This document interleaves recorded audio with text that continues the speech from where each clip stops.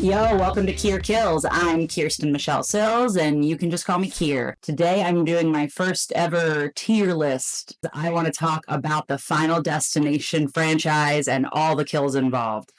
Final Destination Bloodlines just came out. I somehow genuinely evaded all spoilers, so I truly went in blind, and I am so fucking glad I did. The Final Destination films are near as hell and dear as hell. That's the saying, right? They are near and dear to my heart, is what I'm trying to say. These films have been slowly being released for my entire life. The last time a Final Destination movie came out, I was not old enough to go see it in theaters. I am so happy that I actually got to see one of these movies in real life, in theaters, in my lifetime. Never thought I'd see the day, truly.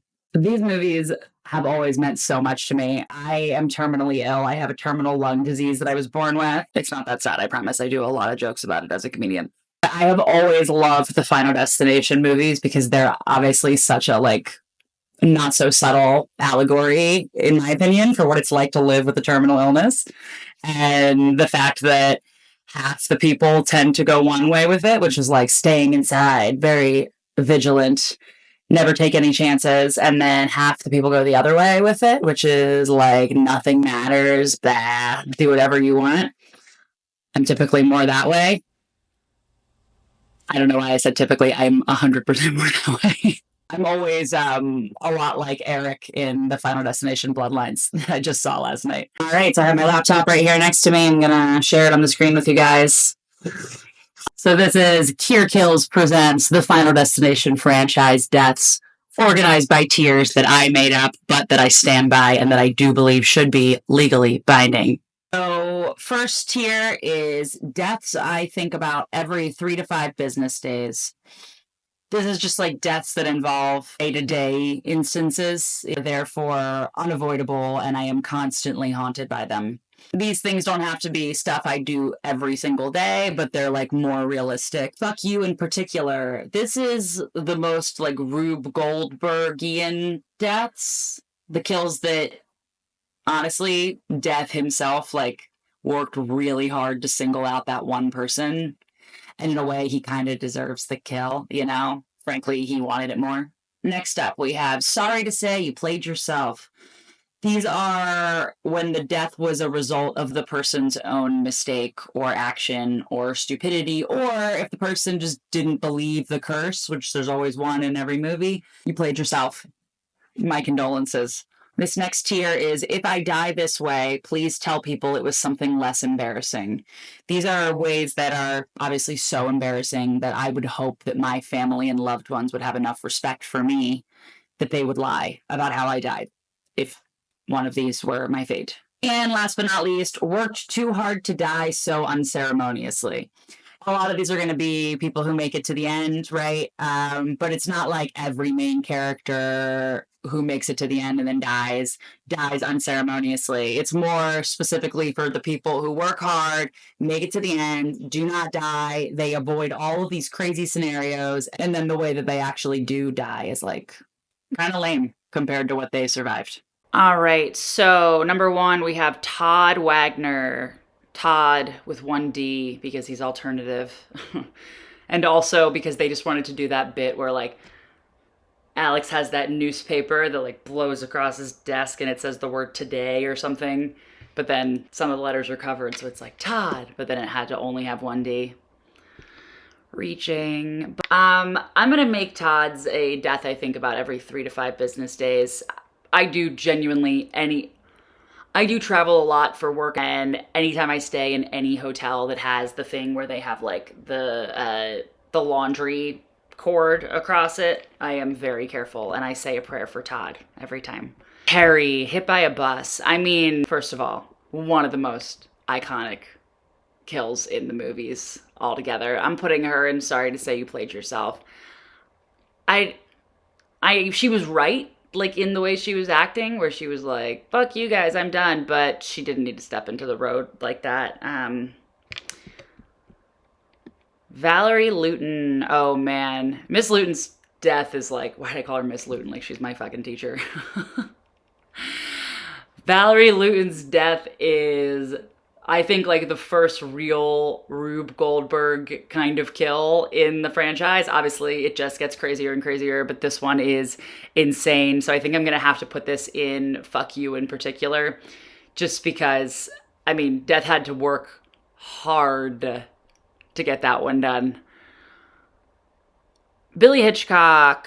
Oh, yeah, decapitated. The train. I think about this one a lot, actually, just having to take public transportation a lot. And I also just think about Sean William Scott a lot. So that's going in deaths I think about every 3 to 5 business days. Hands down. Carter Horton. Yeah. Carter is going to be the first person in the worked too hard to die so unceremoniously thing. Obviously, Carter was a dick, as we've heard. Insert the clip of him saying, "Carter, you dick." Carter did not deserve to die in such a lame way with the sign and everything, especially after everything he went through. I'll give him that.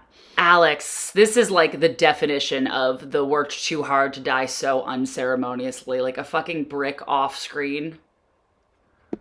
Although I did actually see pretty recently a tweet from producers about how, like, anybody who didn't die on screen is still fair game, which is obviously they're going to make another Final Destination after the success of Bloodlines. And I guarantee you Devon Sawa is coming back, if we're lucky. All right, now we're on to the second Final Destination. Evan Lewis. This one was pretty good. Also very convoluted. I don't know that I would say it's a fuck you in particular. He did play himself, literally, because he slipped because of his own spaghetti. One of the most insane moves I've ever seen a person do on screen. Not like because it's so weird or crazy, but just like, you have a trash can. It was like he was actually setting himself up to die intentionally. Tim Carpenter. This is another, sorry to say you played yourself. This is one that I think a lot about how, like, honestly, Kimberly and the officer running up and yelling at him to try to save his life is actually what killed him. Them intervening. I mean, not actually. He was going to die either way, but I don't know. He played himself and also he was played. And also, why did every single thing about that character play like he was supposed to be 8 years old and they just couldn't find an 8-year-old actor? So then they got like a 17-year-old, but then they just didn't change any of the actions or the dialogue.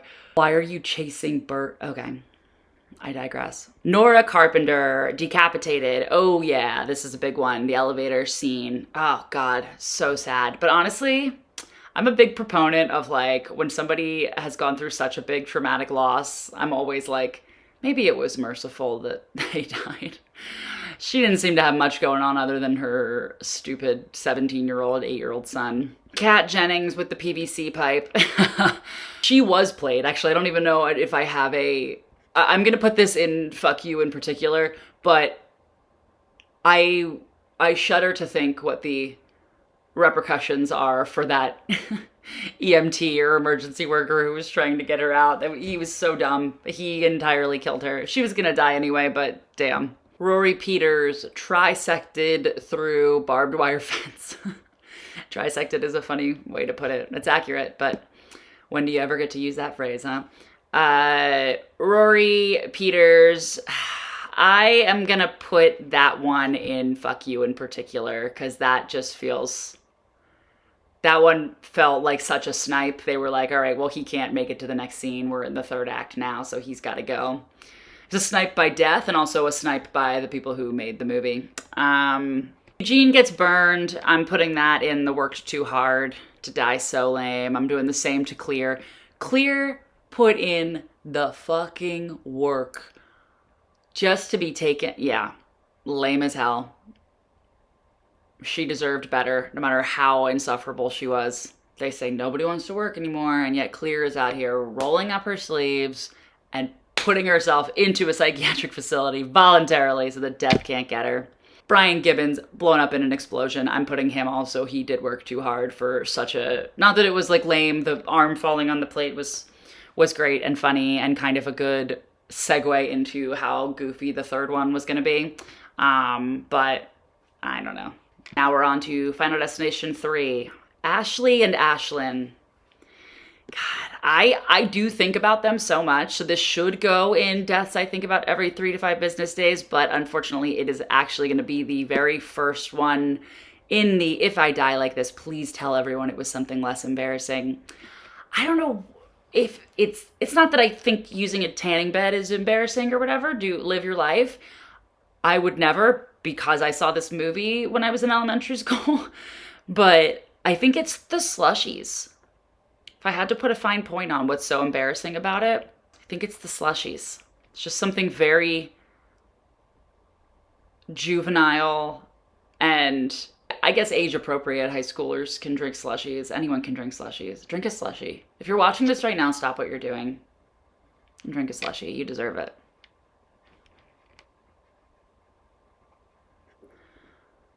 I just think that they were like so cool. They were like such cool girls that it felt really out of place that they were drinking slushies, especially in the early 2000s, the most iconic time for body dysmorphia and girls being afraid of sugar, unfortunately.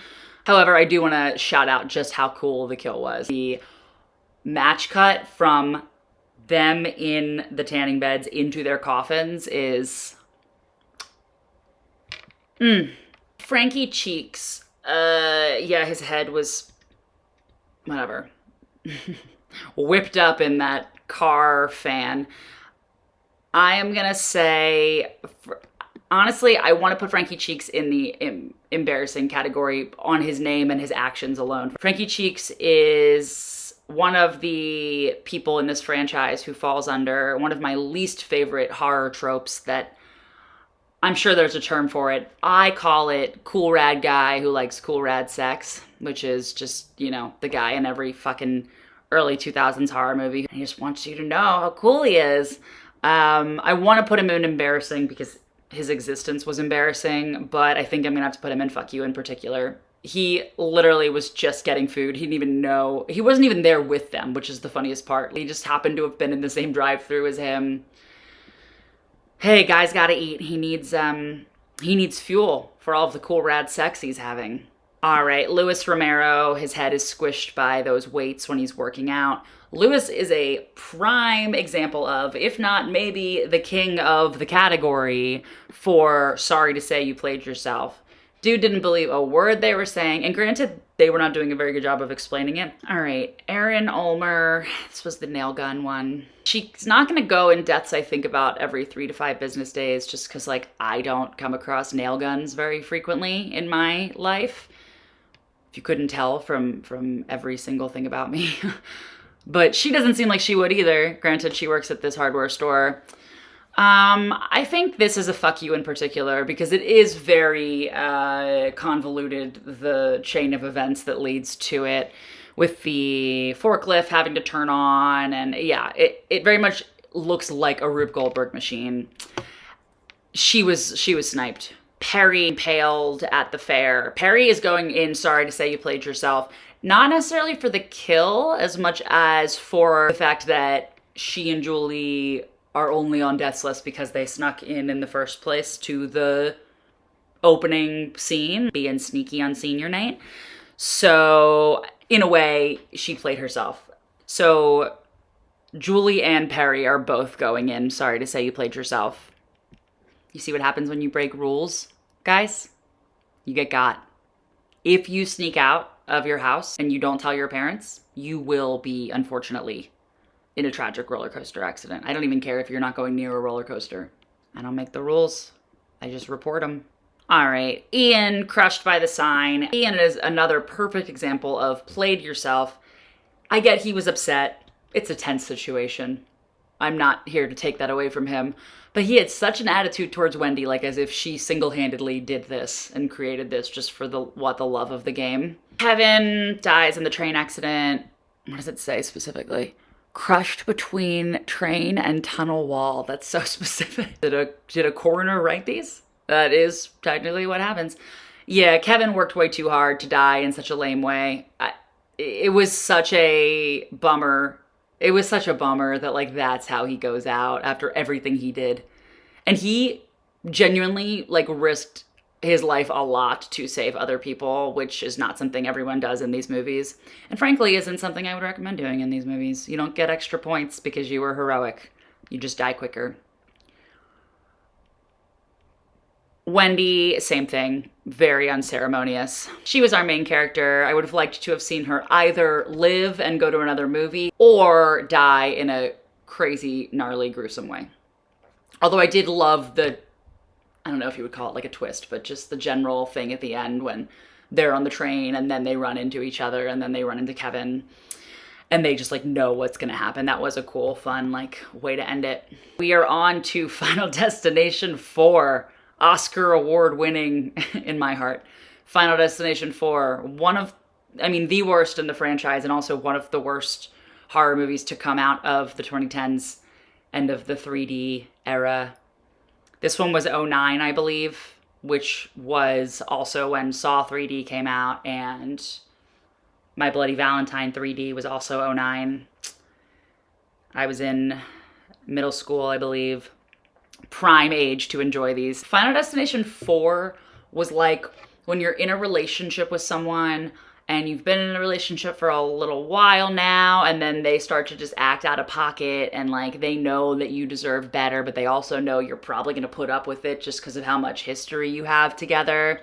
And they know that they can lie to you, like saying that it's the final destination, and then they can still make another one and they know that you'll come to see that because you're just too comfortable. You'd rather do that than leave and, find a new franchise, move back in with your parents. So really the question is, am I more mad at the franchise for treating me this way, or am I more mad at myself for letting it treat me this way? Nadia Monroy. Okay, don't know why she has a last name. She's crushed by the wheel outside of the racetrack. This is a classic fuck you in particular, especially because she's standing in a group of people, so it really had to like perfectly choose her and only her, which I have to respect. Carter Daniels. The fact that they chose to name this guy Carter is just actually astounding. I get it if this were like the 1920s when there were like 5 total names in existence and you just had to pick one. But this was the year of our Lord 2009. And Carter of all, okay. But he does also uphold his namesake in that he is also a dick. Dismembered and burned alive when he was trying to commit a racial hate crime. I mean, you love to see it. This is a tough one with Carter because this can very much go in sorry to say you played yourself, of course. It can also go in if I die like this, please tell everyone it was something less embarrassing. I think I'm going to put it in the embarrassing one. To show up at anyone's house and try to commit a racial hate crime, already so embarrassing for you. I pray one day you read a book or learn how to read. Being an openly racist person named Carter, how embarrassing. Samantha Lane. She gets the rock shot through the eye. This is a good scene because it has the whole like red herring things, showing us all the different things that could kill before it ends up being nothing to do with those things. I'm gonna have to say sorry you played yourself because that rock was only there because her dumbass kids threw it. Her kids were so poorly behaved, and unfortunately, no one to blame but yourself. Andy Cuser, oh yeah, the fence one. What does it say? Diced through a fence. He is diced. That's such a culinary way to describe it. I am gonna have to say this was a fuck you in particular, of course, because, the fact that it had, if I'm remembering correctly, a banner hanging up, and it had one of those little loops that go in banners so you can hang them, and it hung down and flew, and then that caught directly on a lever or something. Death, you wanted this dude dead, and it showed. And you have to respect the hustle. Hunt sucked through the pool drain. This is definitely the king of the category of if I die like this, please tell everyone it was something less embarrassing. Another cool rad guy who loves cool rad sex, and God bless him. Hunt could also go in sorry to say you played yourself because of his lucky coin, which ended up being the reason that he died. I can't believe he wanted it that badly that he was willing to chase it down a drain, knowing that he already has like a bounty out on him. But who am I to judge? Jonathan crushed by the bathtub. This is tough. I can see this being in Fuck You in particular, of course, because he wasn't even on the same floor as the guy that we were following with the bathtub thing. I do think it's gonna have to be If I Die This Way, Please Tell People It Was Something Less Embarrassing. That's pretty humiliating. George, hit by an ambulance. This is, I know he's not like all the way to the end person, but absolutely worked too hard to die so unceremoniously. I'm sure they were like, oh, it's an homage to Terry's death in the first one, but I don't know. He deserved better. He was the one character in this entire movie to have any ounce of character development, so it was a bummer. I am gonna put Janet and Nick in Worked Too Hard to Die So Unceremoniously, because they did put in the work. And I am gonna put Laurie in Fuck You in particular. The whole death is kind of a total fuck you in particular. They just happen to be at that exact place right when the car went through, hit them perfectly. But I do think that Janet and Nick worked a little harder. Okay, Final Destination 5. We're back on track. Final Destination 5 rules, honestly. Has no business ruling as much as it rules, but it does. Candace, this was the gymnastics one. I loved this one. I am going to say, frankly, that this is going in deaths I think about every 3 to 5 business days. I don't do gymnastics, but I did go to college for musical theater, and I had to take a ton of dance classes, and I have always thought about this kill. Gnarly. Whew. I kind of want to watch it again when I'm done recording this video. Isaac, sorry to say, you played yourself. This dude sucks. I mean, not the actor. I love the actor. He is in my second favorite movie of all time, being The Wolf of Wall Street. But frankly, I was stoked to see what that statue did to him. Wish I could have been there in person to see it. Olivia Castle falls from the building after her LASIK surgery. She did play herself. She brought the teddy bear. She squeezed the eye out. I get the poetry, and then her eye fucking comes out and pops when it gets hit. I get that they thought that they were doing something there. She played herself. Also, the fact that she took that little slip and stepped a little bit onto it, and she then took 3 huge steps towards the window. I know that always happens in movies if someone has to fall out a window, but you could have just, I don't know, stopped moving for a minute. Roy, I am going to put this as a fuck you in particular. Nathan did try to save him, but like any paper company warehouse employee named Roy, it just wasn't in the cards for him. He'll find his happiness in another life, but not at Dunder Mifflin. Dennis got the wrench.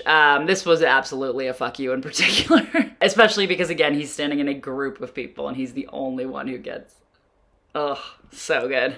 Peter played himself, obviously. He got a villain arc at the end. Molly and Sam, they're both going in. They worked too hard to die so unceremoniously. I loved them. I loved the twist at the end of this movie. And Nathan, if this isn't a fuck you in particular, I don't know what is. Imagine standing in an enclosed bar and restaurant and still somehow being what seemed like the only person to get hit by an airplane engine or whatever it was. Yeah. Sorry, man. Yeah. If death wanted you gone that bad, at least it was quick. I've seen what he can do to other people, and it's rough. All right, and now we are on the last but not least, Final Destination Bloodlines. Oh God, I loved this movie. I would love to do a separate video of like a review about it if people would be interested, but for now I'm gonna stick to just the kills. So Iris Campbell, old Iris, whatever you wanna call her, Iris worked way too hard to die like this. I don't know that it was super unceremonious, but like compared to every single thing that could have happened to her over the years, and like she ruined her family and all of this stuff, like just to keep her kids safe. And yeah, she had the real, Laurie Strode in Halloween 2018 vibe. And I really liked it, right down to the same hair and bunker. Howard, I know that Howard was literally only in this movie for like, I don't know, the first 35 minutes, but I'm already still going to put him in Worked Too Hard to Die So Unceremoniously. His whole life was this up until this point. He went through so much. God, he was genuinely a very cool dude. And seemingly a great dad and a great uncle and a great brother. Howard. Gone too soon. Julia, I'm torn with Julia between Sorry to Say You Played Yourself and Fuck You in particular. I'm gonna put her in Sorry to Say You Played Yourself, especially because she had that line right before she gets scooped up where she was like, we're done with your trash or your garbage or whatever she said. Every detail by Stephanie of like, this could happen, and then it's exactly what happened, and guess who didn't listen? This whole Sorry to Say You Played Yourself category is pretty much just like reserved for bad listeners. Eric Campbell, I have never felt more of a kinship with a character in a horror movie than Eric Campbell. Wow. I know he doesn't actually have a terminal illness like I do, and actually he doesn't even have the bloodline terminal illness because he has a different dad than he thought. But wow, this is truly how I go through life, the way that Eric does. Everything's a joke. My motto all the time is, it's not that deep, and boy, does he embody it. I love you, Eric, wherever you are. It literally pains me to put Eric in the Sorry to Say You Played Yourself category, but he did unfortunately play himself because all he was doing was playing. And as a fellow player, I get it, game recognized game, but I can't be surprised when my dumbass actions have dumbass consequences. Bobby, I felt bad for Bobby on that one. He genuinely seemed like very scared and like he really did not want to die. That was tough. I don't know if he had worked too hard to die so unceremoniously, because he had just kind of learned this. I think I'm gonna have to actually put him in If I Die This Way, Please Tell Everyone It Was Something Less Embarrassing. I'm an EpiPen user as well, not peanuts. I'm allergic to apples, which is already embarrassing. But the fact that he almost died from the anaphylaxis, somehow managed to save himself, and then died from the vending machine after all, which they had teased us with earlier. That's pretty embarrassing. Like, I love peanut butter cups, but they're not that good. That's such a lie. They're so that good. Who am I kidding? Darlene, I worked way too hard to die so unceremoniously. Iris, Howard, and Darlene as the little family, that started like this bloodline with their kids. They all went through it. We don't even know the half of what their childhood was like. I know she was a bad mom, theoretically, but I don't know. She did what she had to do to give her kids a normal life, or at least that's what she said. And I choose to believe her. Stephanie and Charlie, this might be a hot take. I don't know. I also don't want to be that person who's like, hot take, and then it's the most normal take in the world. But frankly, Stephanie and Charlie, when they were having their moment where he brought her back to life, I was like, that he did not bring her back to life. She was not dead. She was obviously just unconscious. It's one of my biggest gripes in horror in general, when somebody's passed out because they had to hold their breath underwater for 3 minutes. It takes a little longer. So it does unfortunately hurt me to say, but I do think that Stephanie and Charlie really played themselves. On what grounds did you just believe that you brought her back to life with no medical evidence or proof or whatever? You were just like, seemed like I was brought back to life. I was definitely asleep. Also, objectively, Stephanie played everyone in this movie because I know that she was having trouble sleeping, but girl, take an Ativan, see a doctor who can help you with some medicine. You went back home and you started up all of this, and now you don't have a family anymore, and well, you don't exist either. God, their dad and their aunt, I hope they find happiness. That's my tier list of all of the deaths in the Final Destination franchise. If you haven't seen Final Destination Bloodlines, go do it. Let me know if you like the tier lists. These are fun. I like these a lot, actually. And as always, go laugh, go watch something scary, and fucking go birds. I'm Kirsten Michelle Sills, and this is Kier Kills.